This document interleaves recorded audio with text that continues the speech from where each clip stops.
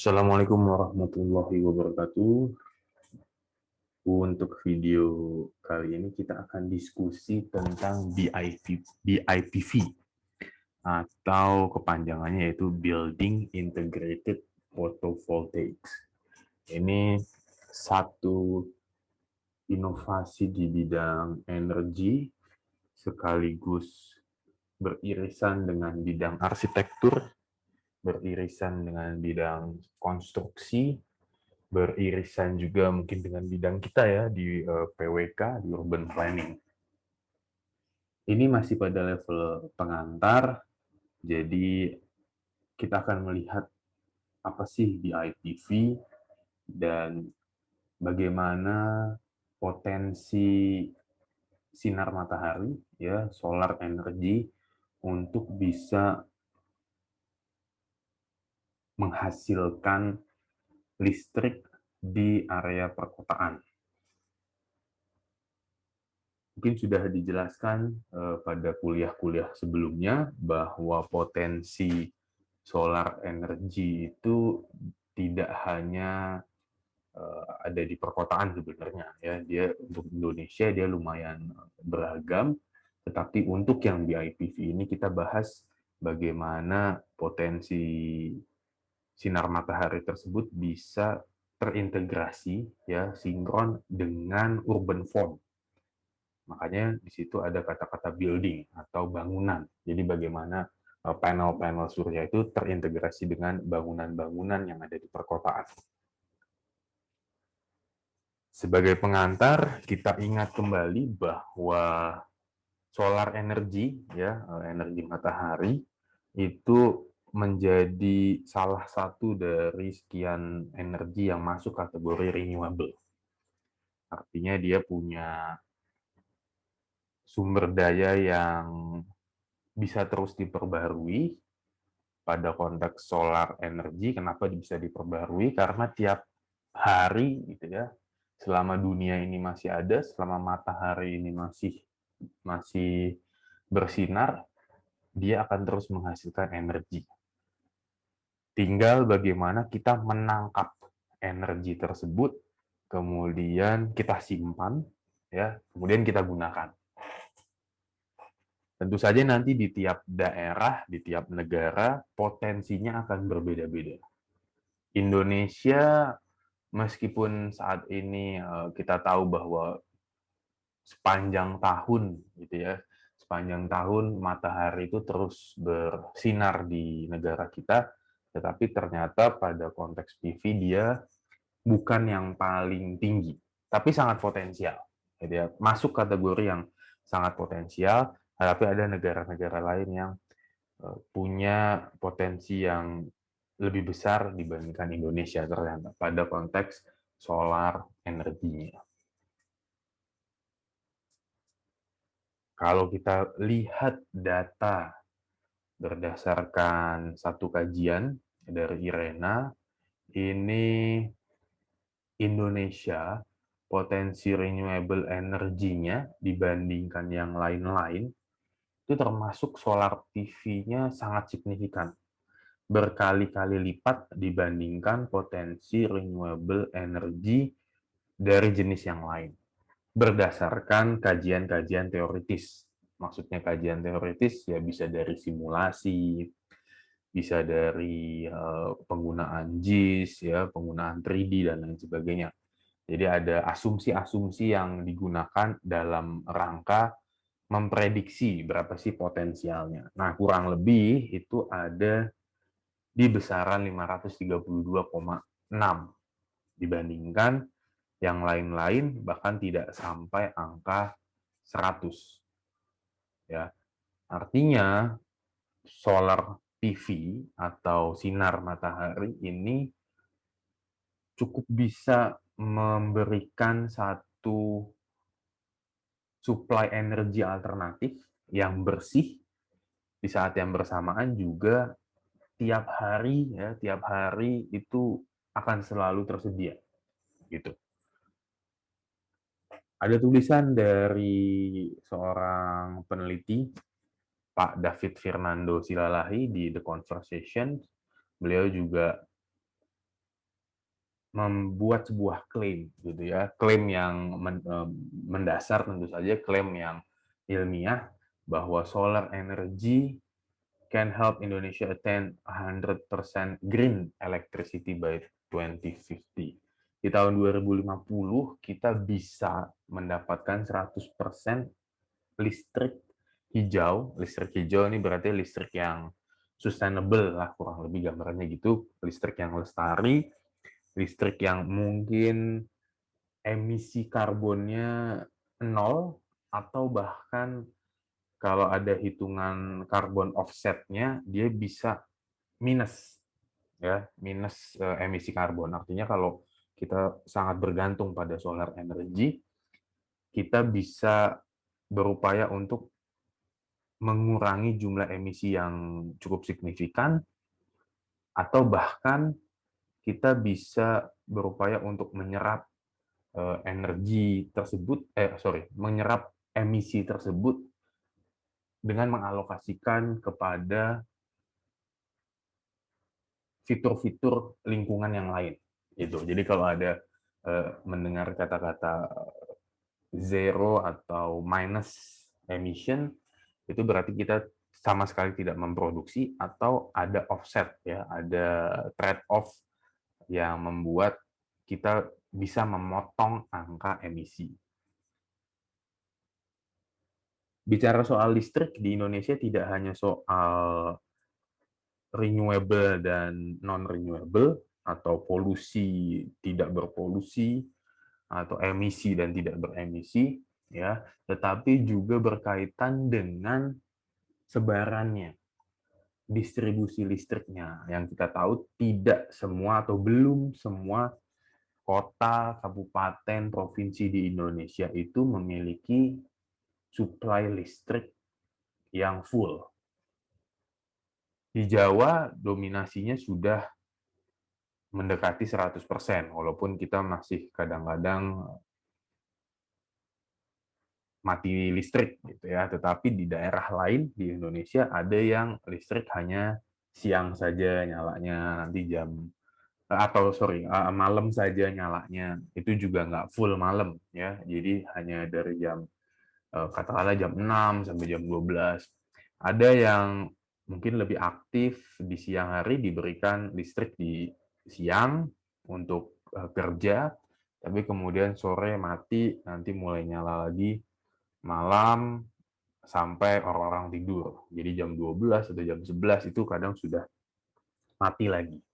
Atau bahkan ada area ya pedesaan yang mungkin agak masuk ke dalam hutan atau masuk di antara area-area yang belum tersambung dengan jaringan listrik, itu juga tidak mendapatkan suplai energi listrik sama sekali. Nah, kita masih ada beberapa yang seperti itu, dan PV atau sinar matahari tadi ya, solar energy tadi yang ditangkap melalui instalasi PV juga dilihat sebagai sebuah potensi untuk memberikan listrik bagi area-area yang tanda kutip terisolasi, terisolasi dari jaringan on grid, ya, terisolasi dari jaringan yang ya tiang listrik, sutet dan lain sebagainya, itu kan tetap ada batasan-batasan jaringannya. Nah, kalau dia terlalu jauh atau terlalu masuk ke hutan tidak bisa dijangkau, PV ini karena dia langsung dari site-nya ya, dari instalasinya bisa langsung disimpan di baterai dan bisa langsung digunakan. Ini juga menjanjikan satu alternatif bagaimana area-area yang tidak terjangkau on grid jaringan tadi itu bisa mendapatkan listrik. Kalau kita lihat potensi dari energi PV ya, energi solar tadi, kalau kita lihat legendanya di bawah, memang beberapa area di Indonesia tidak semuanya pada angka yang maksimal, ya, tetapi cukup moderate, ya, cukup di bagian tengah-tengah, yang sebenarnya kalau tadi dimanfaatkan angkanya bisa di angka 500-an, ya, yang tadi di tabel sebelumnya. Artinya PV ini cukup potensial hampir rata di seluruh area kabupaten atau kota yang ada di Indonesia. Tentu saja nanti akan sangat bergantung dengan skala dari pengembangan instalasi PV-nya atau sistem dari PV-nya. Kalau skala utilitas, ya skala yang besar, skala yang seperti kalau kita kenal dengan sebutan solar farm, ya jadi ada suatu area luas, kemudian ada banyak panel-panel solar, gitu kan, solar cell untuk menangkap potensi-potensi sinar mataharinya. Itu harus ada pemilihan lokasi yang tepat. Jadi ada site selection analisisnya, dan di situ teman-teman PWK yang memahami analisis spasial, land suitability analysis, dan site selection akan sangat berperan. Ya, teman-teman bisa melakukan spatial multi kriteria analisis. Kriterianya ada banyak, ya, ada slope, kemudian nanti ada radiasi, ada ketinggian area, kawasannya lindung atau bukan, ya sama seperti kita melakukan analisis kesesuaian lahan untuk mencari area perumahan, untuk mencari area industri misalnya. Tetapi tujuannya mencari area untuk solar farm atau potensi fotovoltaik level utilitas. Level utilitas itu maksudnya level yang cukup masif produksinya. Itu.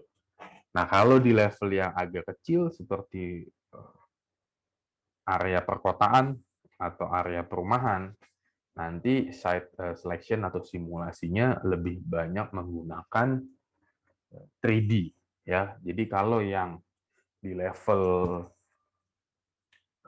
level utilitas skala besar, kabupaten atau kota, analisisnya biasanya pakai GIS. Tapi di skala yang lebih detail lagi, yang sangat kelihatan urban form-nya, biasanya analisisnya banyak menggunakan bantuan 3 dimensi. Apakah itu yang paling sederhana seperti SketchUp, atau ada software-software khusus yang memang digunakan untuk mensimulasi sinar matahari, radiasi, kemudian potensi wattnya, ya KWH-nya itu berapa, itu ada yang bisa sampai ke sana. Nah, kalau gambaran di depan tadi ya, kita balik lagi.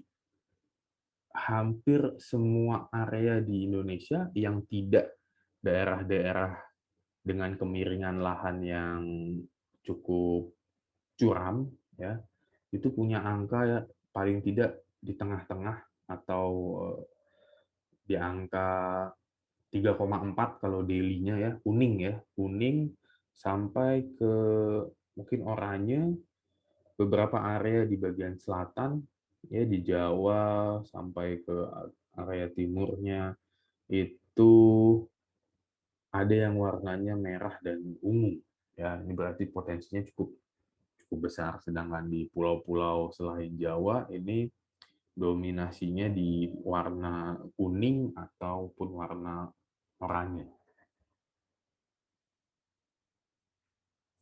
Kita coba lihat lagi, ingat lagi, apa sih fotovoltaik atau PV? Ya, ini gambaran skema instalasinya secara sederhana. Pastinya akan ada panel surya, gitu ya, ada modul-modul yang nanti dipasang untuk menangkap sinar mataharinya. Kemudian di dalam modul itu ada sel-sel PV-nya, ya, yang kita kenal warnanya biasanya hitam, terus ada semacam pattern garis-garis atau bulat-bulat gitu. Nah, itu dikonversi menjadi energi, disimpan, ya, kemudian nanti didistribusikan ke penggunaan misalnya untuk lampu, untuk laptop, untuk TV, dan lain sebagainya.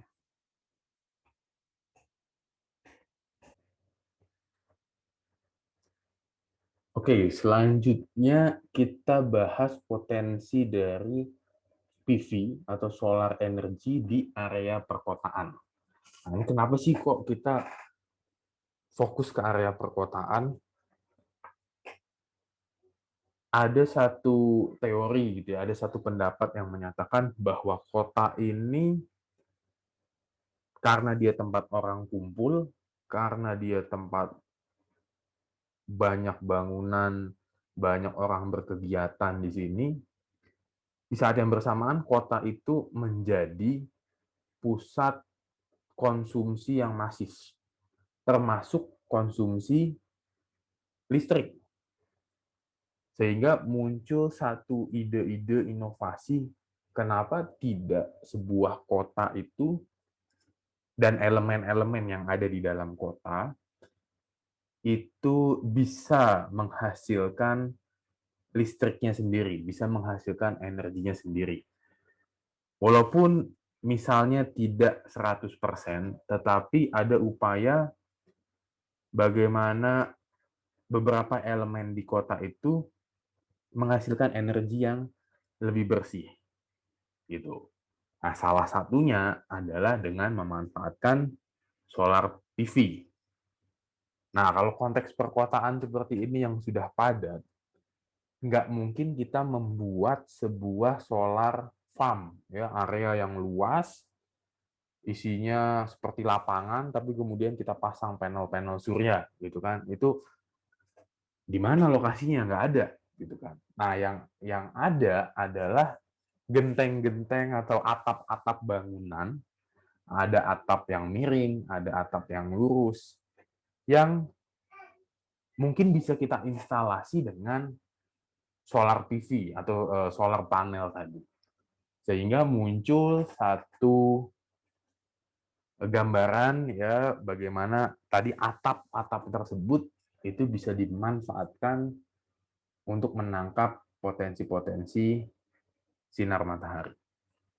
Nah, sekarang kita lihat di bangunan ini bangunan di negara maju yang sudah menggunakan panel-panel surya yang menjadi bagian dari bangunan tersebut, sehingga dia bisa memproduksi energi dan listriknya sendiri. Tapi saya kurang tahu ini sudah self-sufficient atau belum. Kemungkinan belum. Ya, melihat dari mungkin ada AC ya, perlu penghangat dan lain sebagainya, ini mungkin belum self-sufficient, artinya belum 100% disuplai dari bangunan ini sendiri. Belum 100% disuplai dari produksi energi yang ada di bangunan, di instalasi yang ada di sekitar bangunan ini sendiri. Tetapi mungkin ada sekian persen, gitu ya. Nanti kita cek lagi untuk bangunan ini berapa persen sih kira-kira yang bisa dia produksi, gitu. Nah, kalau kita lihat di sini, di bagian atap ya, ini ada solar panelnya. Ya, di bagian sini juga ada yang cukup masif, memanjang ya. Ini solar panel ini juga mungkin beberapa orang juga tidak mengetahui bahwa sebenarnya tidak hanya yang ada di atap itu, yang ada di bagian sini ya, fasad di sisi samping lah ya, fasad depannya mungkin ini, tapi fasad di sisi sampingnya ini ternyata juga di saat yang bersamaan dia digunakan untuk shading, tetapi juga untuk solar panel. Jadi ini nih full dia merupakan solar panel. Nah, kalau yang kita lihat di atas ini seperti terpisah gitu ya, seperti instalasi tambahan. Kalau di sini seperti bagian dari desain bangunannya. Nah, inilah yang membedakan antara yang disebut sebagai BAPV, Building Applied PV ya, Building Applied Photovoltaics, dan juga BIPV, Building Integrated PV. Nah, biasanya kalau kita lihat secara visual gitu, BAPV itu terlihat seperti ada instalasi tambahan di atas atap. Ya, modelnya jadi seperti ini. Ini ada atap gentengnya, tapi kemudian di atas gentengnya ada tambahan panel-panel surya semacam ini. Biasanya dia bentuknya tidak akan presisi dengan gentengnya karena modul-modul satu kotak panel ini sudah ada standar pabrikannya, gitu ya. Pabrik A mungkin membuat ukuran 1 meter kali 1 meter atau berapa. Nah, ini kan harus menyesuaikan. BAPV ini biasanya digunakan kalau sebuah bangunan ini mau diretrofit. Diretrofit itu diperbarui gitu ya, ditambahkan inovasi teknologinya gitu, dibuat lebih sustainable, tapi bangunannya itu bangunan existing. Di BIPV ini beberapa komponen bangunan mungkin bisa diganti dengan metode atau material-material yang sudah diintegrasikan dengan PV, seperti genteng gitu ya. Ini kan kalau kita lihat gentengnya ya terganti oleh instalasi PV secara langsung. Ya, kalau yang ini nggak bisa ini menggantikan genteng, pasti bocor. Tapi kalau yang ini sudah memang PV-nya didesain bisa berdampingan atau menjadi fungsi yang sama dengan genteng atau atapnya. Sehingga disebutnya building integrated PV. Tidak hanya di sini, ya, tidak hanya dalam bentuk atap, tapi nanti kita lihat ada modul atau bentuk-bentuk lain dari BIPV. Beberapa elemen tadi, seperti saya sampaikan, beberapa elemen dari BIPV ini bisa juga digunakan untuk retrofit. Tapi biasanya BIPV itu akan sering kita lihat pada bangunan-bangunan yang memang dibangun baru dan konsepnya sudah mengusung konsep green atau sustainable ya, atau ada yang menyebutnya generatif design atau generatif building. Jadi dia bisa menghasilkan sesuatu dari bangunan tersebut. Jadi kalau kita lihat di sini ada dua unsur yang digunakan ya. Ada BAPV, Building Applied PV, dan juga BIPV ya, BIPV. Ini yang materialnya itu didesain menjadi bagian dari desain bangunannya. Sehingga di sini yang kita lihat yang atas panel-panel ya, yang seperti memang ditambahkan, yang bawah ini menjadi seperti bagian dari kaca ya, atau shading dari bangunan ini. Ini dari gambaran yang atau di arah yang berbeda. Ini yang objek yang sama ya. Tadi yang kita lihat sebagai DIPV, dia menjadi shading tapi juga menangkap sinar matahari untuk digunakan sebagai penghasil energi. Luasnya 640 meter persegi. Ini total hanya untuk yang bagian fasadnya ya, fasad sampingnya. Energi output-nya lumayan 39 kWp.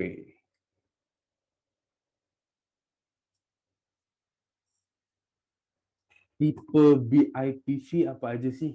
Ya, beda dengan yang BAPV. Kalau BAPV tadi biasanya dia panel-panelnya sudah modul, ya, modular yang buatan pabrik, sehingga kalau mau diinstalasi dia mungkin kayak agak kaku gitu ya.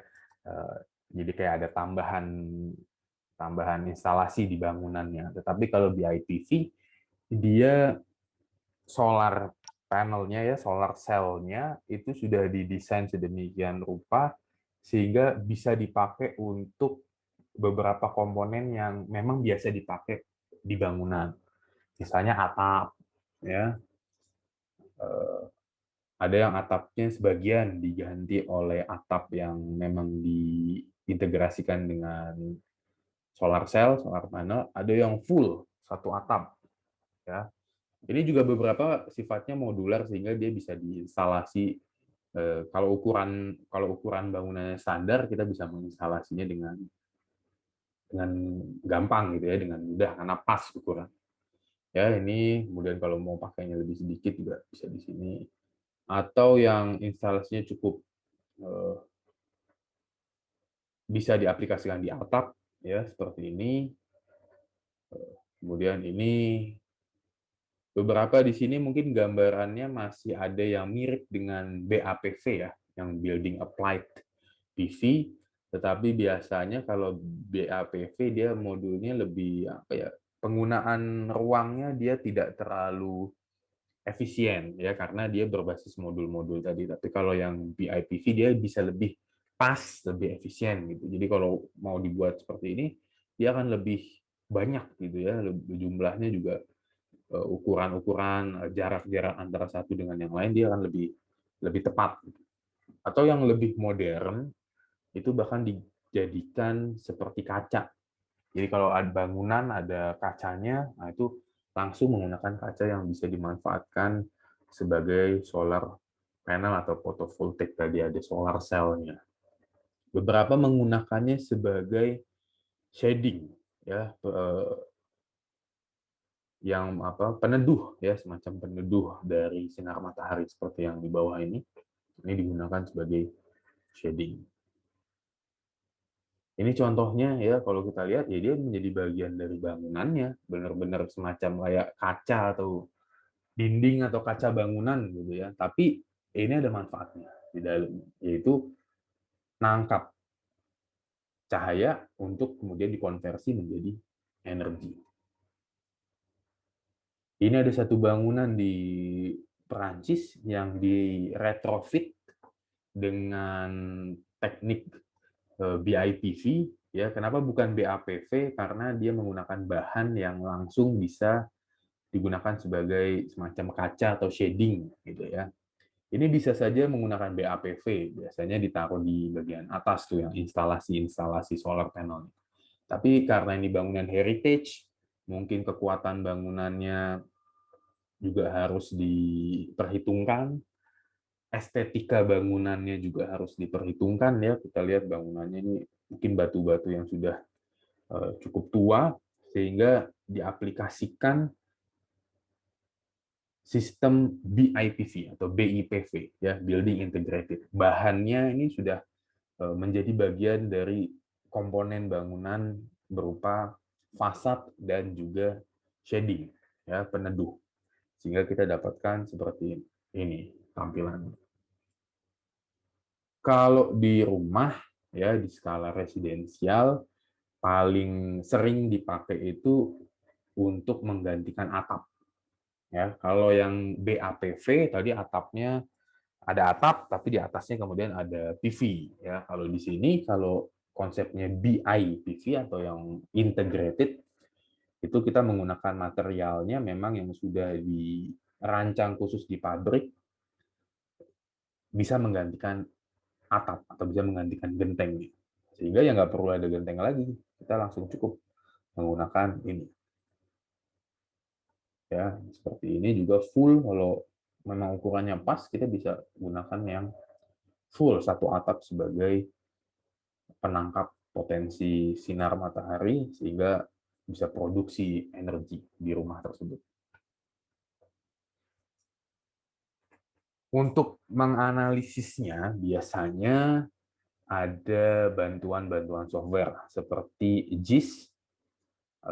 Kalau untuk skala yang agak besar, ada juga bantuan JIS yang bisa 3D, ya, ada beberapa fitur atau software GIS yang bisa 3D, atau bahkan software-software 3D khusus. Penggunaan SketchUp itu bisa dilakukan, tetapi sangat dasar. Ya, kita bisa shadow atau apa simulasi sinar matahari ya dengan SketchUp itu. Jadi kita bisa geser-geser bulannya, tanggalnya, kemudian jamnya. Nah, itu nanti kelihatan mana yang terpapar sinar matahari. Tapi belum ada hitungan potensi KWH-nya per meter perseginya berapa itu belum muncul. Beberapa software sudah langsung bisa memunculkan potensi-potensi KWH kalau kita melakukan simulasi matahari. Misalnya ada di Ladybug. Ladybug ini plugin untuk software Grasshopper. Biasanya memang dipakai untuk teman-teman arsitek ya 3D modeling atau apa pembuatan 3D. Tapi tidak menutup kemungkinan teman-teman PWK yang mau mendalami isu-isu renewable energy itu juga bisa menggunakan Grasshopper dan Ladybug, ya, mirip dengan penggunaan 3D software yang lain sebenarnya. Tapi memang harus ada pemahaman-pemahaman tentang potensi energi di bangunan dan lain sebagainya. Ya, ini contoh ya teknik analisis dengan Ladybug di dalam software Grasshopper. Ini contoh yang lain, ini beberapa area yang lokasinya di Indonesia, ya kalau kita lihat di sebelah kanan atas ini kayak kampung lah gitu, perkampungan. Nah, kita lihat di sini ada yang low rise ya, low rise building gitu. Kemudian di sini ada suburban area atau area kampus atau semacam kantor. Ada juga area-area yang bangunannya tinggi-tinggi ya seperti di Jakarta itu. Ini juga bisa dimodeling dengan ini. Kemudian kita juga bisa melihat potensi KWH-nya. Jadi yang tadi saya sebut kalau kita pakai Ladybug atau Grasshopper kita bisa memperhitungkan KWH-nya langsung. Di sini memang yang paling tinggi atau yang cukup tinggi ya itu di atap.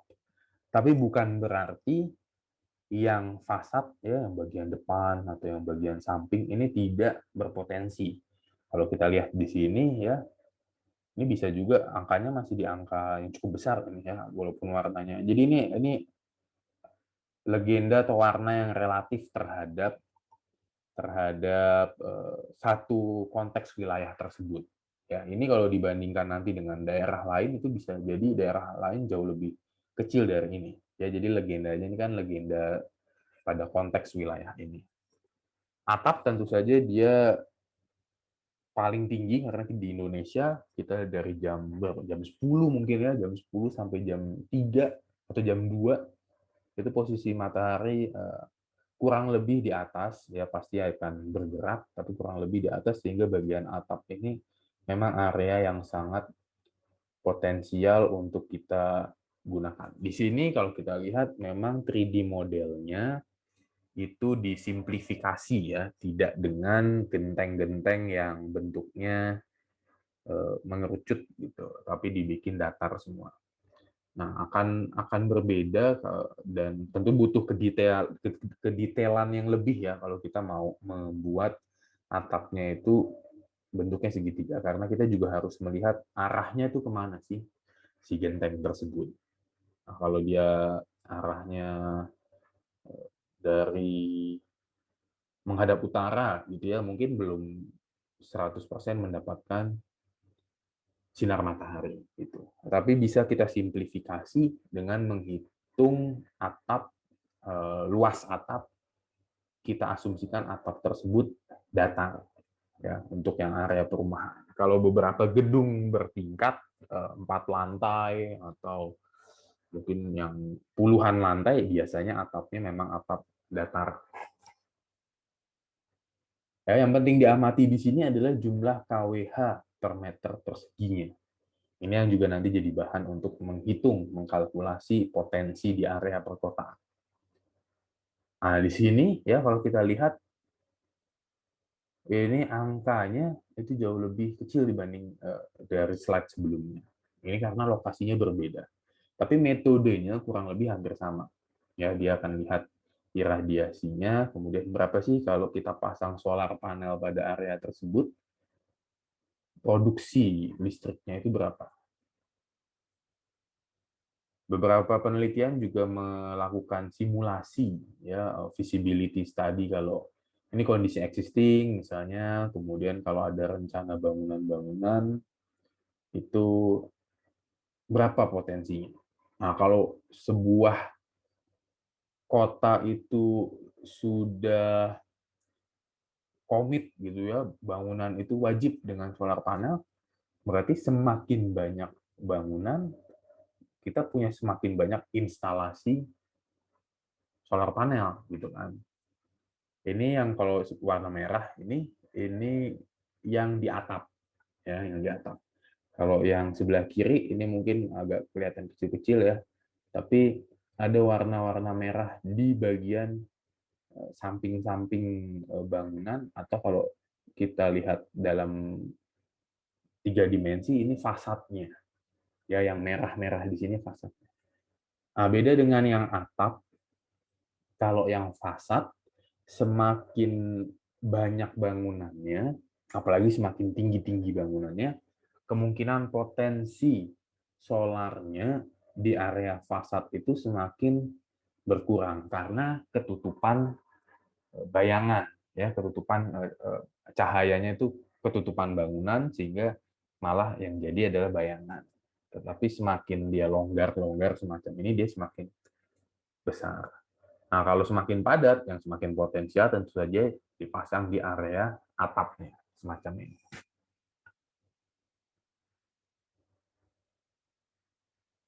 Gimana kemudian cara menghitung potensi energi dari PV? Teman-teman bisa cek kembali di kuliah kedua yang disampaikan Pak Rahmawan. Ya, ini saya perlihatkan beberapa slide. Nah, ini ada teknik perhitungan listrik sistem PV. Ini total area, total energi yang mungkin diproduksi ya dalam unit kWh. Kemudian ada luas panel PV. Nah, ini mungkin ada beberapa asumsi ya, yang untuk A, luas panel PV-nya itu bisa menggunakan pendekatan lahan, kalau memang kita mau skala utilitas, atau bisa juga dengan pendekatan luas atap atau luas dinding. Ya, untuk fasad pakainya dinding, untuk yang di genteng, yang di atap, ya pakainya luas atap. Itu asumsi yang bisa dibangun untuk menghitung luas panel PV. Tergantung kita mau merencanakan skala yang mana. Kemudian ada hitungan efisiensi, ada hitungan solar irradiation-nya, juga ada performance ratio, koefisien loss-nya. Nah, ini yang nanti penjelasan apa sih RH dan PR-nya, silakan cek kembali di materi-materi Pak Rahmat. Nah, untuk beberapa gambaran juga, ini ada riset yang dilakukan di tahun 2012 untuk melihat iradiasi, ya, irradiation dari matahari yang juga berpotensi untuk memunculkan energi, yang menghasilkan energi dari sinar matahari berdasarkan pada provinsi dan juga bulan, ya, di rata-rata per bulan.